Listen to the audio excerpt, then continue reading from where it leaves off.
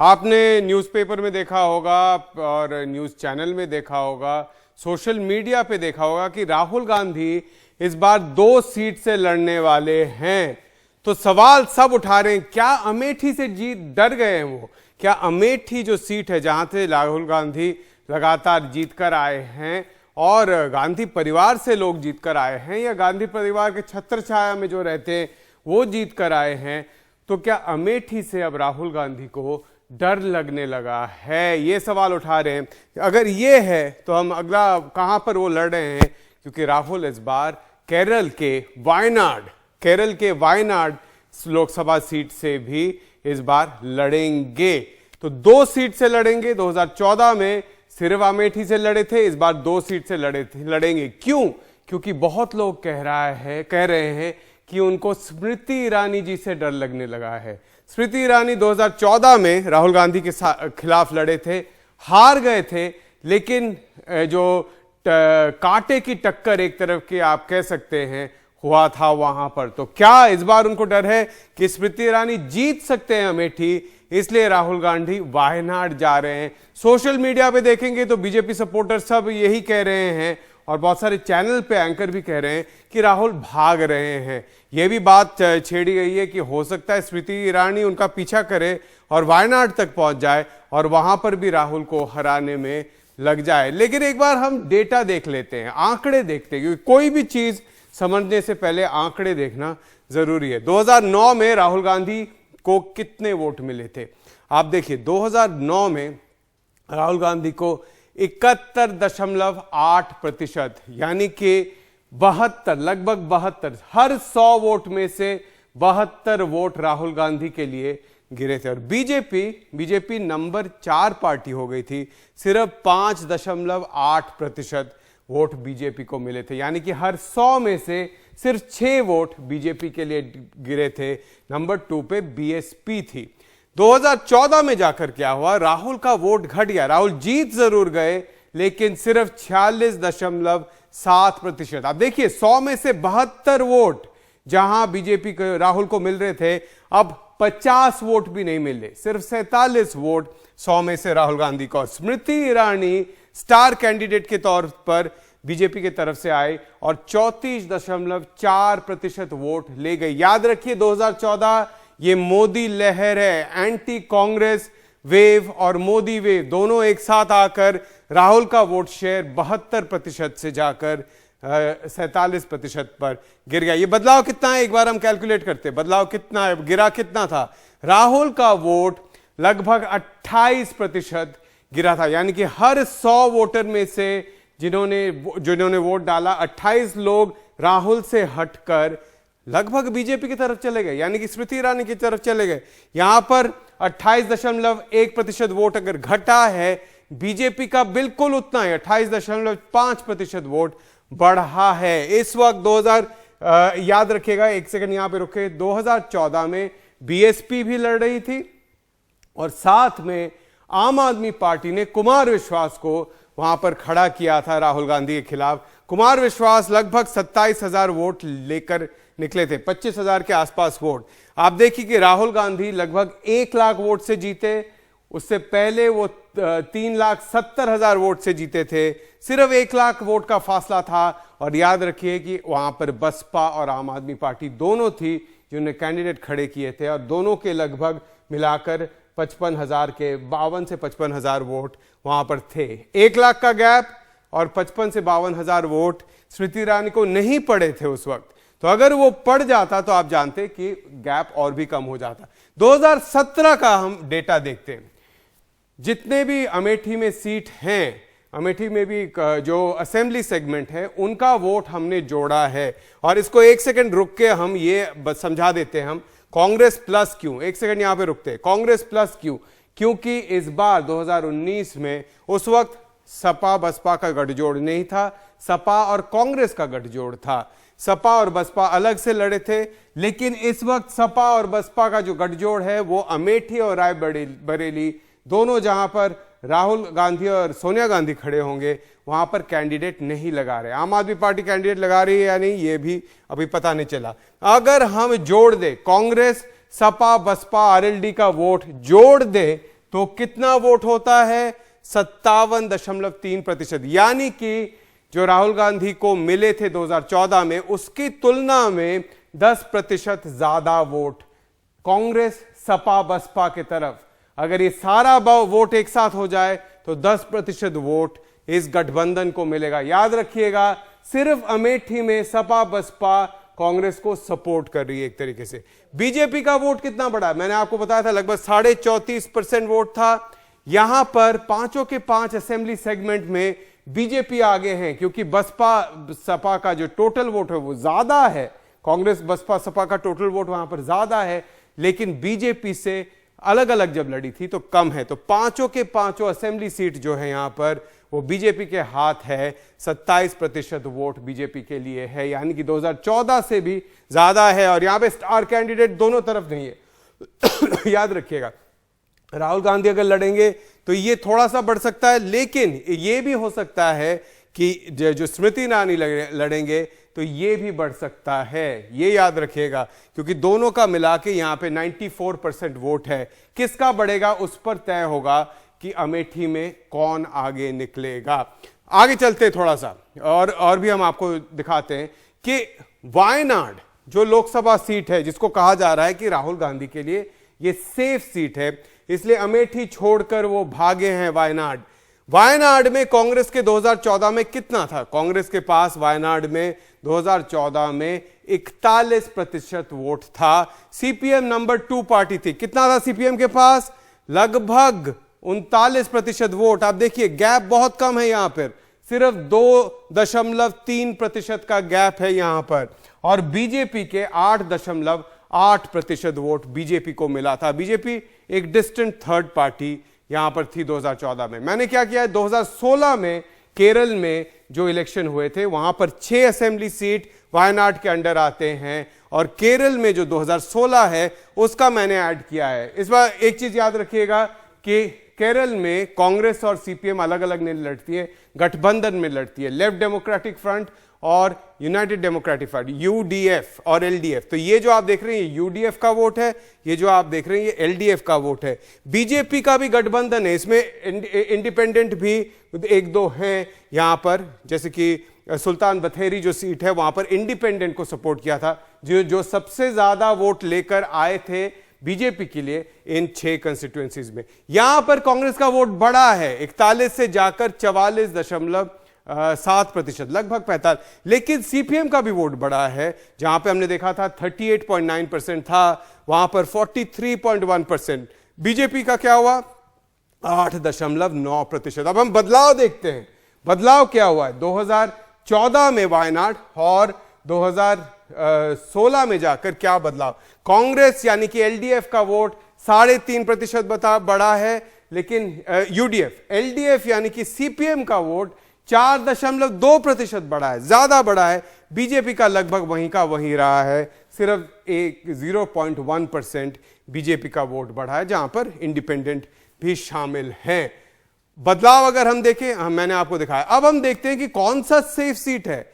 क्या Amethi safe seat है या वायनाड सेफ सीट है? जीत का अंतर देखते हैं। 2014 में अमेठी में राहुल गांधी के जीत का अंतर 12.4% था। वायनाड में सीपीएम से कांग्रेस का जीत का अंतर सिर्फ 2.3%। अब हम इसको 2016-17 में जो असेंबली इलेक्शन हुए हैं उसको ऐड करते हैं। याद रखिए अमेठी में ये अलायंस वोट है, जहां पे सपा बसपा का वोट भी इसमें जुड़ा हुआ है, क्योंकि वो कैंडिडेट खड़ा नहीं कर रहे हैं। जीत का अंतर तब क्या होता, एनडीए और ये कांग्रेस में जीत का अंतर जाकर 20.3%, यानी कि ये सेफ सीट है। वायनाड में जीत का अंतर घट गया है, जब आप 2016-17 देखेंगे 16 देखेंगे तो सिर्फ 1.5%। अमेठी सेफ सीट है, वायनाड नहीं है। आप जो सोशल मीडिया पे देखते हैं, व्हाट्सएप पे आता है, वो थोड़ा सा अपने दिमाग से हटाइए, क्योंकि सच में सवाल यही है, क्या सच में वायनाड सेफ सीट है या अमेठी सेफ सीट है कांग्रेस के लिए? मेरे साथ अभी थोड़ी देर बाद जुड़ेंगे उमा शंकर सिंह। एक छोटा सा ब्रेक लेंगे हम, उसके बाद उमा शंकर सिंह जुड़ेंगे और उनसे भी मैं सवाल करूंगा कि वायनाड जाने का मतलब क्या है। क्या सेफ सीट है या क्या राहुल गांधी सिग्नल पहुंचा रहे हैं लेफ्ट को, सपा बसपा को, बीजेपी को? एक छोटे से ब्रेक के बाद।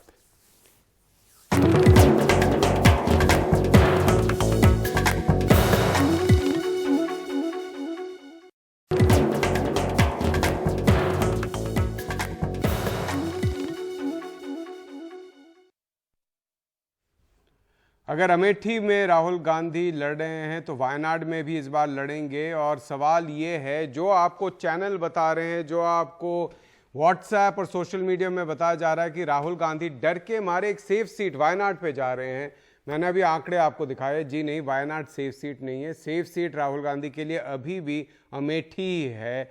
वहाँ पर बीजेपी सारे असेंबली सेगमेंट जीत जरूर चुकी है, लेकिन अगर आप सपा बसपा जो कि वहाँ पर खड़े कैंडिडेट नहीं लगा रही है और कांग्रेस का वोट जोड़ेंगे तो वो लगभग 57% के आसपास है। और बीजेपी का 2017 में जो वोट आया था वो गैप लगभग 20% का 2017 का जो डेटा है वही है। तो आज भी सेफ सीट अमेठी है और वायनाड में सिर्फ 1.5% का फर्क है सीपीएम और कांग्रेस का। तो वायनाड असल में टफ सीट है, टफ फाइट वहां पर है। मेरे साथ उमा शंकर सिंह है।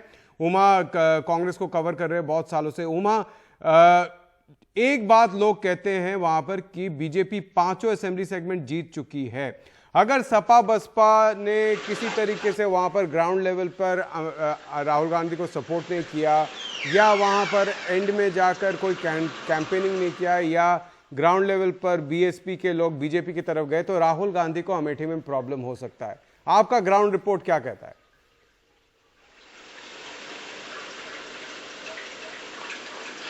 जी देखिए ऑनिन, आपने डाटा के जरिए बताया कि किस तरह से जो वोटों का जो एक अनुपात है वो कांग्रेस के पक्ष में और बढ़ता हुआ नजर आता है अगर एसपी और बीएसपी सपोर्ट करे। उसको अगर ग्राउंड के जो मुद्दे हैं उससे जोड़कर देखें तो वहां पे 2014 की बजाय इस बार अलग तरह के मुद्दे हैं। 2014 में जब राहुल गांधी वहां से लड़ रहे थे उससे पहले 10 साल मनमोहन सिंह की सरकार थी और एंटी इनकम्बेंसी जो है वो राहुल गांधी की जो उम्मीदवारी थी उसके खिलाफ था, राहुल गांधी के खिलाफ था। उसके बावजूद वो 1 लाख के से ज्यादा के वोट से जीत कर आए, 1 लाख के आसपास वोट से जीत कर आए। इस बार वहां पे इश्यूज क्या हैं? तमाम जो विधायक हैं वहां पे वो बीजेपी के हैं, मंत्री वहां पे सुरेश पासी जो हैं वो बीजेपी के हैं, उत्तर प्रदेश के मंत्री हैं। उसके अलावा स्मृति ईरानी जो हैं वो वहां पर आती जाती रहती हैं। लेकिन इस सब के बावजूद वहां पे काम कुछ नहीं हुआ है, बल्कि वहां से जो रिपोर्ट आ रही है उसके मुताबिक बहुत सारे जो प्रोजेक्ट हैं, बहुत सारी जो इंस्टीट्यूशंस हैं वो बंद हुए हैं। ट्रिपल आईटी वहां पे बंद हो गया, फूड पार्क को वहां से शिफ्ट कर दिया गया। तो इन सब बातों को लेकर बहुत एक नाराजगी वहां पर है। दूसरी अहम बात है कि कांग्रेस जो वहां पे बूथ लेवल का जो एक कमेटी बनाकर काम करती है वो बहुत मजबूत है। और इसके अलावा जो वहां पे सेल्फ हेल्प ग्रुप गांव में बनाए गए हैं जिसमें महिलाएं हजारों हजार की तादाद में जुड़ी हुई हैं, तो ये 2 बहुत बड़ा एस्पेक्ट है जो कि कांग्रेस की मजबूती का अमेठी में एक बड़ा नमूना है। और इसलिए प्रियंका गांधी कई बार कहती हैं कि जिस तरह का सांगठनिक जो एक मजबूती कांग्रेस को अमेठी कॉन्स्टिट्यूएंसी में मिली है उसी तरह की देश भर में कांग्रेस को बनाए जाने की जरूरत है।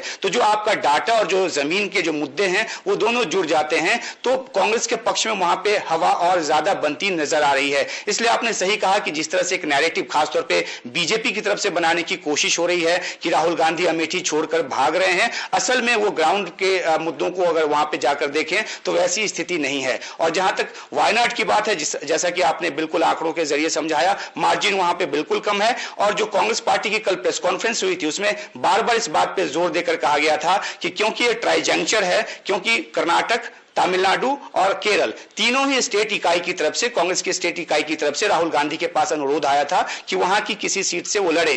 तो वायनाड इसलिए चुना गया क्योंकि वो ट्राइजेंक्चर पे है और तीनों स्टेट से उसकी बराबर की दूरी है। तो ये एक मैसेज कांग्रेस की तरफ से देने की है कि दक्षिण भारत को भी राहुल गांधी उतना ही तवज्जो देना चाहते हैं जितना कि उत्तर भारत को। और आगे आने वाले समय में ऑन-इन ये भी हो सकता है कि अगर राहुल गांधी दोनों जगह से जीतते हैं तो अमेठी की सीट जो है वो अपनी बहन प्रियंका के लिए छोड़ दें, ऐसा अभी कहा जा रहा है। इस पे बहुत ज्यादा भी तवज्जो देने की जरूरत नहीं है। अगर जीतते हैं तो वो छोड़ेंगे और इसके बाद वो साउथ की तरफ से फोकस रखेंगे और कांग्रेस पार्टी प्रियंका गांधी और सोनिया गांधी के जरिए नॉर्थ पे फोकस रहेगा। तो गांधी परिवार का अपना एक रणनीति है। तो ये है जो जमीन के मुद्दे यहाँ अमेठी के हैं और जिसके आधार पे चाहे तो मैं इलेक्शन लड़ने को तैयार हूं।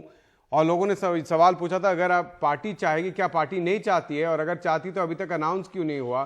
तो जो आप कह रहे हैं वो ही एक तरह से कंफर्म हो रहा है कि अगर दोनों जगह से राहुल गांधी जीते तो अमेठी छोड़कर 6 महीने में अपनी बहन प्रियंका के लिए अमेठी छोड़ देंगे।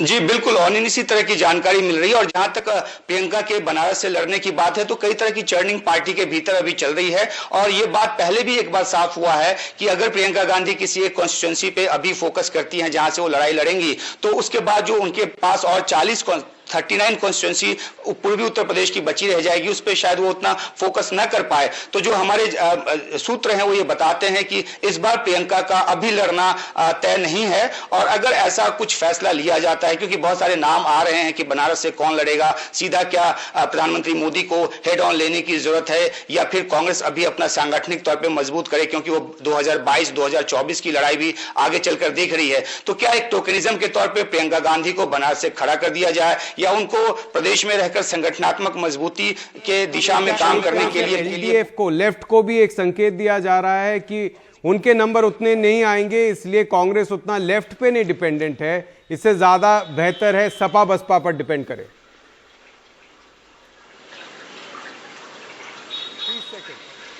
जी बिल्कुल, और देखिए जिस तरह से वेस्ट बंगाल में लेफ्ट के साथ एक आपसी गठबंधन की बात थी, वो भी मूर्त रूप अभी ले नहीं पाई है। और दूसरी बात, केरल में तो लेफ्ट और कांग्रेस की लड़ाई हमेशा से रही है। इस बार राहुल गांधी खुद जब चले गए हैं वहां पे, तो कल हमने देखा प्रकाश करात ने किस तरह से रिएक्ट किया। उनका ये कहना है कि बीजेपी की बजाय अब वो लेफ्ट को निशाने पर ले रहे हैं। मुझे ये लगता है कि कांग्रेस पार्टी को अब ये लगने लगा है अंदर खाने की, लेफ्ट के साथ बहुत ज्यादा साथ लेकर चलने की का कोई बहुत ज्यादा राजनीतिक फायदा है नहीं, क्योंकि लेफ्ट लगातार जो है वो सिमटता रहा है। और ऐसे में एक ऐसे पार्टनर को चुनना जिसका कि उत्तर प्रदेश में, जैसा कि आपने सही कहा, सपा और बसपा, जिन्होंने एक फ्रेंडली जेस्चर के तौर पे अमेठी और रायबरेली में उम्मीदवार न देने का फैसला किया, तो ऐसे में पोस्ट पोल अलायंस की एक संभावना भी इन पार्टीज के साथ ज्यादा प्रोस्पेक्ट लेकर आती है, एसपी और बीएसपी के साथ, बजाय कि लेफ्ट के साथ चलने के। तो इसलिए लेफ्ट नाराज होता है, तो इससे कांग्रेस को बहुत ज्यादा फर्क नहीं पड़ता, और यही बात कांग्रेस के अंदर खाने से निकल कर आ रही है। उमा, बहुत बहुत शुक्रिया। तो यही हमें देखना पड़ेगा कि राहुल गांधी जो कि टाइट कॉन्टेस्ट है वायनाड, वहां पर जीत पाएंगे या नहीं, और अमेठी जो कि उतना टाइट नहीं है वहां पर भी जीत पाएंगे या नहीं, इसका तो आपको 23 मई तक वेट करना पड़ेगा। आज का सिंपल समाचार यहीं तक।